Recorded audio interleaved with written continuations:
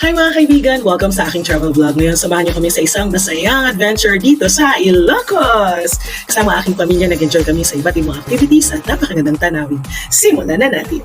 Una sa lahat, nag-stay kami sa Fort Ilocandia. Ang ganda at sobrang relaxing na lugar. At syempre, nag-swimming din kami sa kanilang pool. Perfect para mag-unwind. At syempre hindi namin pinalampas ang iconic Poway Church. Ang ganda ng architecture at talagang historical. Ang saya ng family picture taking dito. Next up, Sand Dunes Adventure. Parang nasa desert kami, adrenaline rush ang pagsakay sa 4x4 at sandboarding. Syempre binisita rin namin ang old house ng Marcos family. Ang dami naming natutunan ito sa kasaysayan ng Pilipinas. Ito na nga, nag-road trip kami papuntang Vigan, yung cobblestone streets, parang bumalik kami sa panahon ng mga Kastila. At syempre, ang pinaka-enjoy ng mga bata, ang Baluarte! Isa-isa namin ng mga dinosaurs at ang saya nilang tingnan, perfect place para sa family bonding. Thanks for watching guys, hanggang sa susunod na biyahe, bye!